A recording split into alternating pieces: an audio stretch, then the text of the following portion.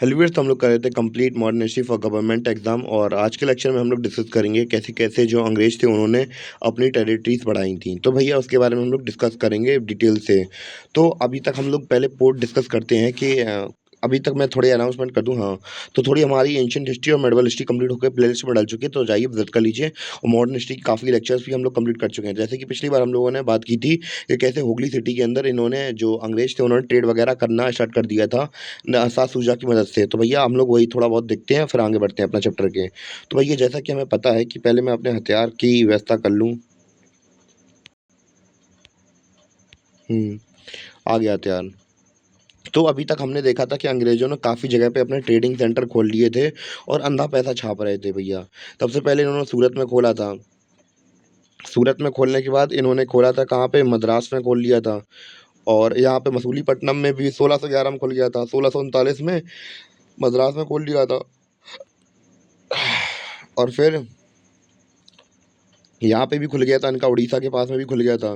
फिर बाद में हुगली शहर के अंदर भी इन्हें मिल गया था परमिशन। जो हमारे कौन थे, प्रिंस थे, प्रिंस का नाम था क्या, नवाब थे बंगाल के, सासूजा। ये भी भैया महाराज के बेटे। तो भैया इन्होंने कहा कि भैया 5% दे देना, मैं बाकी सब तुम रहने देना, कोई दिक्कत नहीं है। तो भैया यहाँ पे ये सीन बन गया था इनका। तो भैया अब अभी तक तो कुछ प्रॉब्लम नहीं है, अंधा पैसा छाप रहा है 16। अभी तक तो कोई प्रॉब्लम नहीं है, बहुत अंधा पैसा छापा कब तक, 1651 तक तो अंधा पैसा छाप रहे हैं ये। भैया अलग अलग जगह पोर्ट खुल गए हैं, अलग अलग जगह से पैसा आ रहा, कितना कितना पैसा मिल रहा। जी सूरत वाले से 50% मिल रहा, मद्रास वाले से 50% मिल रहा, इधर से डच वालों से 30% मिल रहा, और इधर से उड़ीसा वाले साइड से 50% मिल रहा, और हुगली साइड से तो 95%। भैया जेम पूरी भरी पड़ी है इन लोगों की। अब भैया प्रॉब्लम आई कब, प्रॉब्लम आई तब जब भैया ये डच वाले अपने आप को एक्सपेंड करने लगे। भैया डच की टेरिटरी हमें पता है इतनी थी, तो भैया इधर पे ये क्या करने लगे, अपना जो इनका ट्रेडिंग सेंटर था उसको क्या करने लगे, एक्सपेंड करने लगे। तो भैया ये यहाँ से यहाँ बढ़ने लगे। अब भैया इनके पास थी सेना की एक टुकड़ी। तो भैया सेना की टुकड़ी तो भैया इनके पास जैसे ही थी, और भैया जैसे ही अंग्रेजों को पता चला कि भैया ये लोग अपने आप को एक्सपेंड कर रहे हैं, तो भैया इनकी धक धक धक धक धक धक धक धक धक धक धक करके इनकी गाड़ी डगडगाने लगी कस के। अब इनको पता था कि भैया जो डच हैं उनके पास थोड़ी बहुत आर्मी भी रखे रहते हैं ये लोग। तो भैया जैसे ही यहाँ थोड़ा एक्सपेंड करेंगे तो भैया हम तो मारे जाएंगे। तो भैया इन्होंने कहा कि भैया कुछ ना कुछ योजना लगानी पड़ेगी अब हमें। तो ये बात चल रही है कब, जब डच एक्सपेंड कर रहे हैं। तो ये बात है 1662 की। कब की, 1662 की बात है ये। कब की बात है ये, 16 में लिख दे रहा अच्छे मार्कर से। अच्छा मार्कर ही नहीं मिल रहा भाई साहब। कब की बात है, 1662 की बात चल रही है ये। थोड़ा ये माँ का थोड़ा साफ सफाई हो जाए यहाँ पे तो अच्छे लगेगी। तो बात चल रही है 1662 की। तो भैया जो अंग्रेज होते हैं वो क्या कहेंगे, अब जी ये जाएंगे ब्रिटिश रॉयल फैमिली के पास, उनके पास जाके इनसे कहेंगे भैया महाराज यार कुछ करो यार, ये लोग डच वाले अपनी आर्मी को एक्सपेंड कर रहे हैं, अपना ये जो ट्रेडिंग सेंटर है उसको एक्सपेंड कर रहे हैं, हमारे पास ला रहे हैं। ऐसा ना हो कि हमारा धंधा छो छो मतलब हमारा धंधा छिना ले। तो भैया कुछ करिए। तो भैया इन्होंने कहा कि भैया यहाँ के जो रॉयल फैमिली के लोग थे, इन्होंने कहा कि भैया हमें नहीं पता, भैया आप रहते हैं, आप अपने हिसाब से समझिए जैसा आपको सही लगे। तो इन्होंने कहा हम समझ तो लेंगे भैया, एक हमारे पास प्लान है कि भैया हमें क्या करना पड़ेगा, दूसरा ट्रेडिंग सेंटर खोलना पड़ेगा इस वाले रीजन के अंदर। क्योंकि भैया इस वाले रीजन के अंदर खोलेंगे तो फायदे हैं भैया हमें काफ़ी सारे। क्योंकि भैया जो जहाज होते हैं यहाँ पे आने में मक्कारी करते हैं तो बहुत प्रॉब्लम होती है उन्हें। तो ये यहाँ कहीं इस वाले बेल्ट में हमें कहीं जगह मिल जाए तो भैया बहुत बढ़िया रहेगा महाराज हमारे लिए। तो वो कहते हैं क्या भैया हमारे पास तो कोई उपाय नहीं है, तुम बताओ तुम्हें अगर कुछ पता हो तो।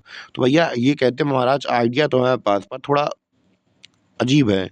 तो ये कहेंगे बताइए क्या है। तो ये पूछेंगे भैया आपके जो बेटे हैं प्रिंस चार्ल्स सेकंड, तो वो लड़के ही है ना। हाँ वो कहेंगे हाँ लड़के ही हैं।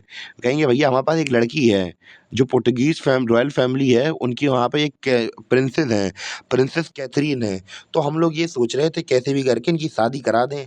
तो क्या कहते हैं महाराज, शादी करा दें क्या। तो भैया हम लोग इनसे दहेज में ये वाला इधर कहीं पे पोर्ट वगैरह मांग लेंगे। तो ये कह रहा है बात तो यार तुम सही कह रहे हो। तो भैया अब ये कहते हैं महाराज बात चलाएं क्या। तो भैया बात चली पुर्तगाली महाराजों के बीच में और इनके बीच में बात चली। तो भैया जो हमारे प्रिंस चार्ल्स सेकंड थे और जो प्रिंसेस कैथरीन थी, इनकी शादी करा दी गई। और शादी कराने के बाद भैया मुंह दिखाई की रस्म तो होती है, वो तो मैं आपको करा ही दूंगा। तो भैया मुंह दिखाई की रस्म के पैसे वैसे, तो ये रहे भैया हमारे दूल्हा और दुल्हन। तो भैया पैसे वैसे नहीं, मजाक कर रहा हूँ। तो भैया ये रहे हमारी सुंदर सी दुल्हन, देखिए कितनी सुंदर सी हैं, और ये हमारे सुंदर से बालक चार्ल्स सेकंड, और ये हमारी प्रिंस कैथरीन। तो भैया इतना बहुत तो क्लियर हो गया होगा आपको। तो भैया अब आपको इतना तो क्लियर हो गया। तो भैया इनकी शादी हो गई।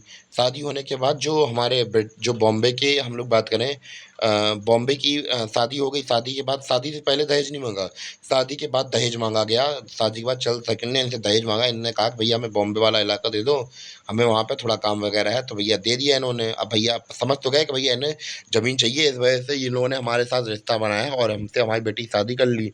भैया अब क्या करें, दामाद साहब हैं तो भैया पुर्तगाली राज फैमिली ने दे दी इन्हें भैया बॉम्बे की ज़मीन। तो उस समय पे हम लोग बात करें कि जो बॉम्बे था उस समय पर कुछ ज़्यादा डेवलप नहीं था, 7 छोटे-छोटे टापू थे। इसको ट्रेडिंग सेंटर बनाने की ज़रूरत थी बस केवल और केवल। तो भैया अंग्रेज़ों ने दिमाग लगाया। तो भैया जो हमारे चार्ल्स सेकंड थे ये दिखावा ज़्यादा करते थे। अब इन्हें पता, अब ये दिखा रहे हैं कि भैया हमें हमने आप लोग गलत सोच रहे हैं। तो अंग्रेज़ जो हमारे चार्ल्स सेकंड है ये किस कह रहा है, ये कह रहा है कि आप लोग गलत सोच रहे हैं। हमने जो प्रिंसेस कैथरीन थी इनसे शादी अपने ये जगह के लिए नहीं की। तो भैया इसलिए ये जो ब्रिटिश ईस्ट इंडिया कंपनी है 1668 तक तो ब्रिटिश ईस्ट इंडिया कंपनी को ये नहीं देते हैं ये, और बाद में फिर मान जाएँगे। यानी कि ये दिखावा कर रहे हैं कि भैया हमने देखो शादी के लिए शादी की थी, ना कि ज़मीन के लिए शादी की थी। ये सारा सीन चल रहा था। फिर क्या होता है, तो भैया ये होता है कि अभी तक बात चल रही थी कब 1662 की, अब बात चल रही है 1668 की। तो 1668 में क्या होता है हम लोग वो देखते हैं। तो 1668 में अब भैया अब जो प्रिंस चार्ल हैं, अब भैया सबसे यही कहेंगे, कहेंगे यार अब पिताजी चले गए हैं यार, हमसे अब अकेले सँभाला नहीं जा रहा है, इतनी दूर की टेरिटरी कौन सँभालेगा? तो हमारी यहाँ पे ये कंपनी है भैया, हम इसी को दे दे रहे हैं तो ये लोग सँभाल लेंगे। तो कैसे भी करके बहाना करके जैसे भी करके अब जो यहाँ का ट्रेडिंग पोर्ट था वो किसके हाथ में आ गया? अब ट्रेडिंग पोर्ट आ गया किसके पास में? ब्रिटिश ईस्ट इंडिया कंपनी के पास में आ गया। कहाँ का? बॉम्बे का। अब ये ट्रेडिंग सेंटर को क्या करना पड़ेगा? डेवलप करना पड़ेगा। है तो भैया छोटे-छोटे टापू हमारे पास। तो भैया अब जो हमारे राजा अब जो हमारे चार्ल्स किंग प्रिंस चार्ल्स थे अब वो भैया राजा चार्ल्स बन चुके हैं उस समय पर। और यहाँ पे भैया ट्रेडिंग सेंटर को डेवलप करने के लिए एक अंग्रेज को बुलाया जाता है जिनका नाम जॉर्ज होता है। ये आते हैं 1668 में, पर इनसे कुछ नहीं हो पाता, ये ज़्यादा कुछ डेवलप नहीं करवा पाते हैं। फिर आते हैं हमारे कौन, फिर आते हैं हमारे जिरंड ऑजियर। तो भैया ये आते हैं 1669 के अंदर और ये सेकंड गवर्नर होते हैं। और भैया ये यहाँ पे बहुत इतना भयंकर ट्रेडिंग सेंटर को डेवलप कर देंगे, इतना भयंकर डेवलप कर देंगे कि क्या कह दें हम लोग, कि भैया बहुत बढ़िया काम करने लगेगा। और इसी को फिर बाद में क्या बना दिया जाएगा, इसी को बना दिया जाएगा हेडक्वार्टर। क्या बना दिया जाएगा? हेडक्वार्टर बना दिया जाएगा बॉम्बे को। सूरत से शिफ्ट कर देंगे कहाँ पे? बॉम्बे के अंदर। और नया हेडक्वार्टर हमारा बन के तैयार हो गया। और आज का जो चैप्टर था केवल यहीं तक था, और मिलते हैं अपने अगले लेक्चर में। तब तक के लिए धन्यवाद। सायोनारा, बाय बाय। और हाँ, अनाउंसमेंट की बात मैं बात कर दूँ कि भैया जो हमारी एंशिएंट हिस्ट्री है वो पूरी कंप्लीट हो चुकी है, बाकी जो मेडिवल हिस्ट्री है वो भी कंप्लीट हो चुकी है, और बाकी जो मॉडर्न हिस्ट्री है वो भी खत्म हो चुकी है। बस इक्का दुक्का वीडियो बचे हैं इसके, तो वो भी निपटा लूँगा मैं जल्दी। तो चैनल सीक्वेंस वाइज आपको लेक्चर मिल जाएंगे 1 2 3 4 5 6 7 8 9 10 ऐसे ही करके। तब तक के लिए धन्यवाद, मिलते हैं अपने अगले वीडियो।